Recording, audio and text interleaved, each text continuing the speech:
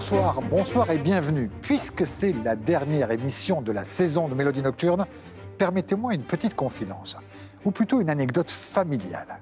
Figurez-vous que je viens d'une famille où la musique était totalement absente. Nous n'avions pas de livres, nous n'avions pas de disques, j'ignorais qui était Jean-Sébastien Bach et Beethoven à plus forte raison. Mais un jour, la télé était allumée et j'ai entendu de la musique classique.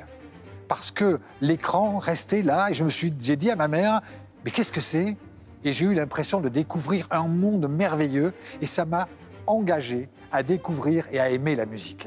Parce que la télévision a ce pouvoir, mais surtout parce que les musiciens ont ce pouvoir, je suis heureux d'accueillir ce soir un artiste qui a ce pouvoir, Edgar Moreau, violoncelliste. Est-ce que vous êtes d'accord avec moi? Les musiciens ont ce pouvoir de pouvoir changer la vie. Bonsoir, et je suis totalement d'accord. C'est vrai que c'est d'ailleurs peut-être une de nos missions en tant que musicien, c'est bien entendu d'essayer toujours d'aller toucher des gens qui n'ont pas forcément toujours la chance d'avoir eu une éducation musicale. Et votre histoire me touche beaucoup et j'espère que j'aurai aussi, moi, ce pouvoir de créer des vocations, de créer des amours, de créer des coups de cœur dans la vie de certaines personnes. Alors je pense toujours à la personne qui ne sait pas, qui est Dvorak et qui n'a pas à avoir honte, mais qui n'a aucune occasion de rencontrer la beauté. Eh bien ce soir, je suis persuadé qu'en quelques secondes, il va s'asseoir et se dire « Mais comme c'est beau, je n'étais pas prévenu ». Voilà exactement l'effet que donne et qu'offre votre musique. Je vous propose d'écouter tout de suite une musique de Maurice Ravel, le Kaddish, qui était initialement pour piano et voix, et vous allez voir à quel point vous faites chanter ce merveilleux instrument.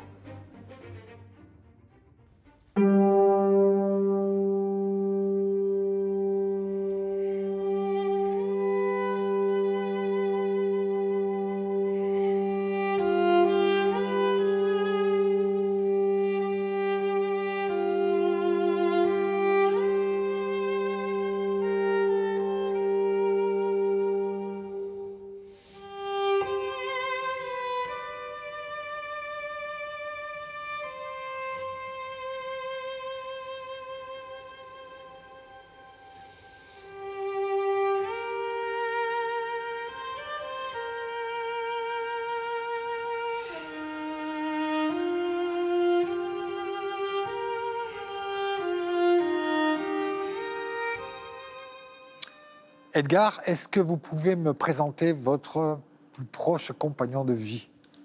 Alors c'est donc mon violoncelle, c'est un David Teclair. Donc David Teclair, c'est le luthier qui l'a construit, qui l'a... 17e siècle 18e siècle, ouais, 1711.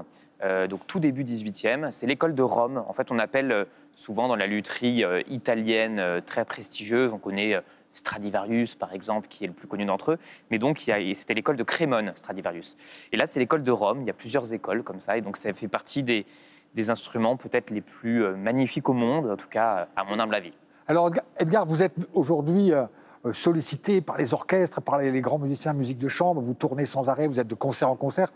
Comment ça a commencé? Comment vous avez entendu pour la première fois cet instrument si étrange, si proche de la voix humaine?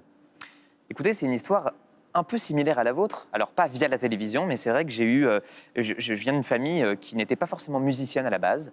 Mon père avait fait un peu de guitare électrique quand il était jeune, ma mère un tout petit peu de piano. Mais, votre père est antiquaire, on peut le dire? Exactement. Et en me baladant avec lui dans les rues de Paris, on est rentré dans une boutique d'antiquité et il y avait une petite fille qui jouait du violoncelle dans le sous-sol de cette boutique. Et ça a été un peu un coup de foudre immédiat. Et j'ai dit à mon père, du haut de mes 3 ans et demi, 4 ans, je lui ai dit, il faut absolument que je fasse ça. Et c'est comme ça que tout a commencé. Puisqu'on parle de transmission, parce que c'est de ça qu'il s'agit, transmission, c'est aussi le titre de votre dernier album, Une pure merveille. On vient d'en écouter, pour commencer cette émission, un extrait de cette mémoire et de cette musique hébraïque. Je vous propose, c'est chez Erato, d'en écouter un deuxième extrait, parce que la musique est tellement importante et vous entendre cette sonorité si merveilleuse, c'est important.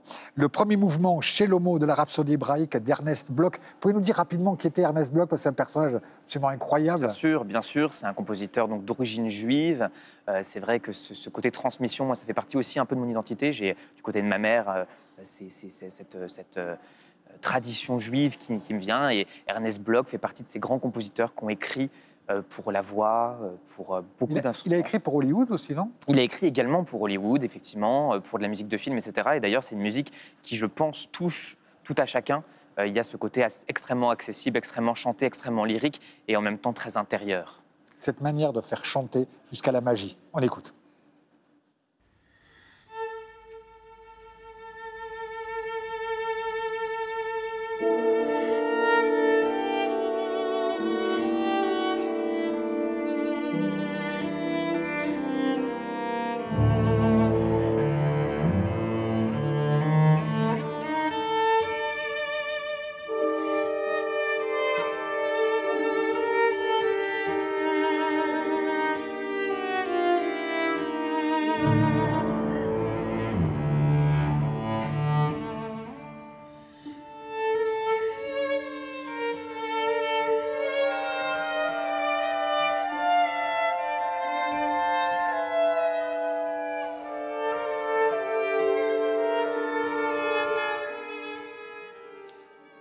Quelle musique merveilleuse, quelle manière de chanter.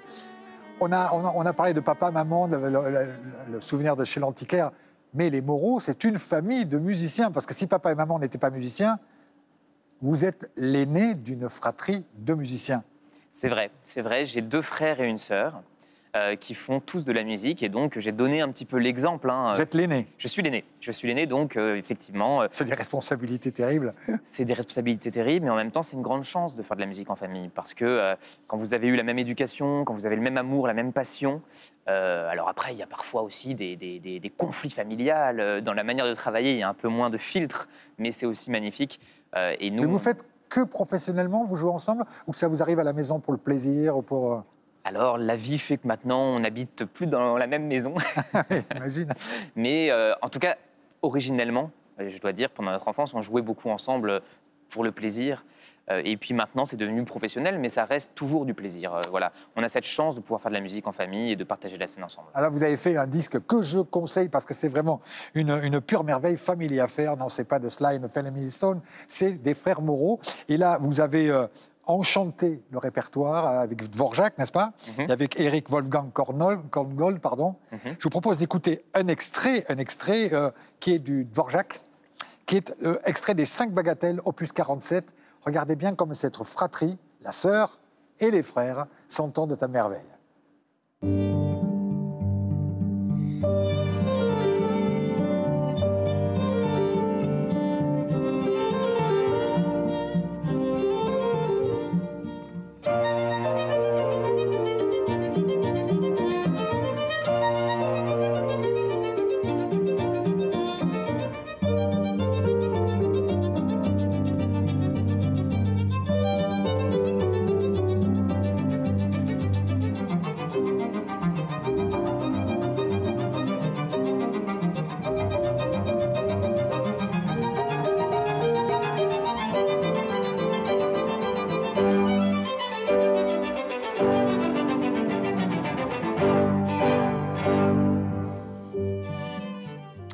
Dans cette émission, il y a une tradition. Ce sont les questions surprises de gens qui vous connaissent bien. Et puisqu'on parle de votre famille, je vous propose d'écouter une question de qui? De votre sœur. Coucou Edgar. Alors ma question pour toi est, est-ce que tu t'es déjà trompé de morceaux que tu devais préparer et tu t'en es rendu compte le jour de la première répétition avec un orchestre ou en récital avec ton ou ta pianiste? Je t'embrasse. Très bonne question, très bonne question. Je pense qu'elle connaît un peu la réponse en ayant posé la question. Mais pas vous, effectivement. Effectivement, ça m'est arrivé.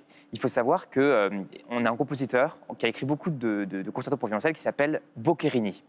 Et un jour, je préparais un concert dans un festival en Allemagne, un concerto avec un orchestre allemand. Et je savais que je devais jouer le concerto en si bémol majeur de Boccherini. Donc j'avais préparé mon concerto en si bémol majeur de Boccherini. Mais ce que je ne savais pas, c'est qu'il y a 2 concertos en si bémol majeur de Boccherini. Et au moment de l'introduction de l'orchestre, vous savez, quand vous êtes soliste, souvent il y a une introduction avant que vous rentrez, je me rends compte que je ne connais pas l'œuvre. Je ne connais pas l'œuvre. Et alors c'était la première répétition, et donc j'ai eu 12 heures pour apprendre le nouveau concerto. Je suis sûr que vous êtes arrivé. La musique de chambre est une chose très importante dans votre vie aussi. C'est-à-dire la musique de chambre, c'est-à-dire en petit groupe, en trio, en quatuor. Voilà ce que c'est que la musique de chambre. Pour vous, c'est très important? C'est extrêmement important. Parce que vous jouez avec les stars absolues. Martha Argerich, avec vraiment Bien sûr. Renaud Capuçon, évidemment. Bien sûr. Pourquoi c'est important? C'est important parce qu'il y a cette notion de partage, il y a cette notion de partage. Et vous parlez par exemple de Martha Argerich, de Renaud Capuçon, qui sont... Martha Argerich pourrait être ma grand-mère, ça ne va pas lui plaire si je dis qu'il pourrait être mon père, parce que ce n'est pas vraiment vrai. Mais vous voyez ce que je veux dire, il y a aussi ce côté intergénérationnel. La musique, effectivement, n'a pas vraiment d'âge. Et ça, c'est magnifique. Le fait de partager la scène avec des gens d'expériences différentes, d'horizons différents. Ça doit être très impressionnant d'être assis à côté de Martha Argerich, par exemple, non? Ah bien sûr, bien sûr. Et dès que ça commence, c'est ça, on oublie? Oui, parce qu'il y a un partage, parce qu'il y a voilà, bien sûr, on apprend tellement de ses aînés, de toute façon. C'est quelque chose qui est extraordinaire. Et c'est, vous savez, la musique, vous apprenez toute votre vie. Et donc, partager la scène avec des instrumentistes de différentes générations, de différents horizons, ça peut que être enrichissant et on s'enrichit chaque jour avec ces rencontres. Alors, on écoute le trio numéro 2 de Shostakovich, la musique de chambre avec les All-Stars, évidemment. Renaud Capuçon, Martha Argerich et Edgar Moreau.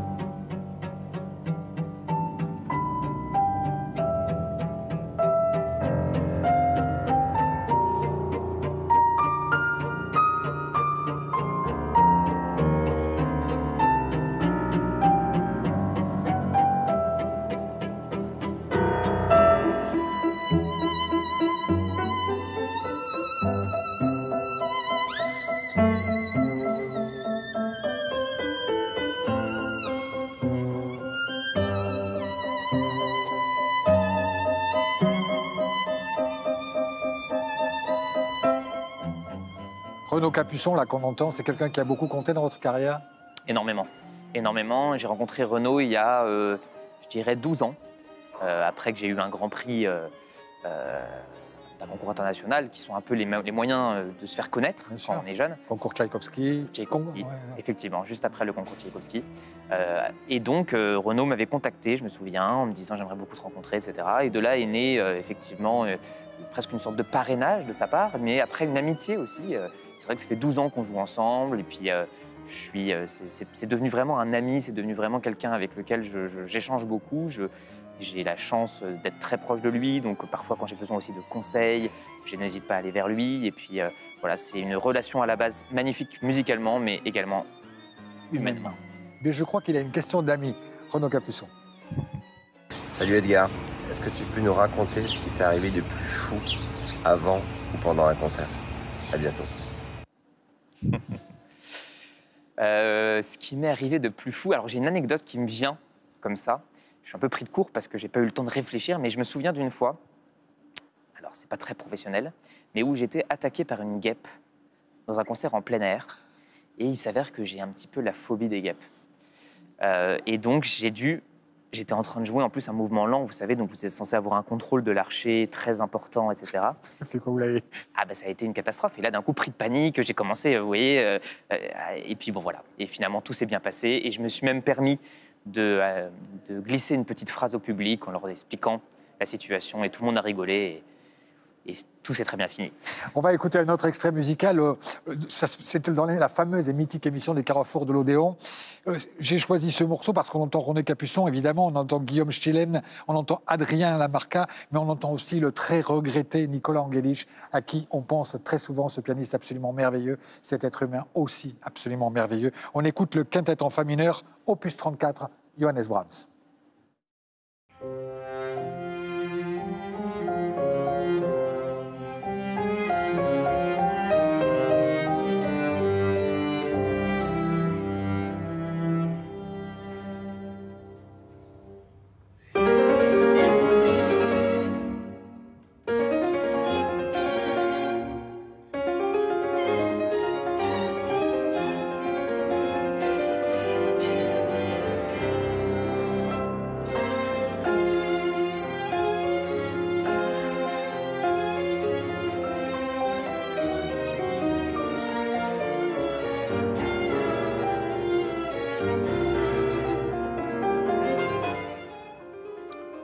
sens ému, comme je le suis, de revoir Nicolas Angelich au piano avec vous. Très très ému, Nicolas était également, on parlait tout à l'heure des différentes générations, il n'était pas de la même génération que moi, mais je peux considérer que c'était vraiment un ami. Déjà, c'était un pianiste extraordinaire, un des plus beaux sons du piano. Là, on vient d'entendre dans Brahms, et Brahms, c'était vraiment une musique qui l'habitait. Donc, avant d'être un ami, c'était un pianiste extraordinaire, c'était un musicien que j'admirais tellement. Et on a été très proches, on a passé beaucoup de moments ensemble sur scène, mais aussi en dehors. Et effectivement, il nous manque beaucoup.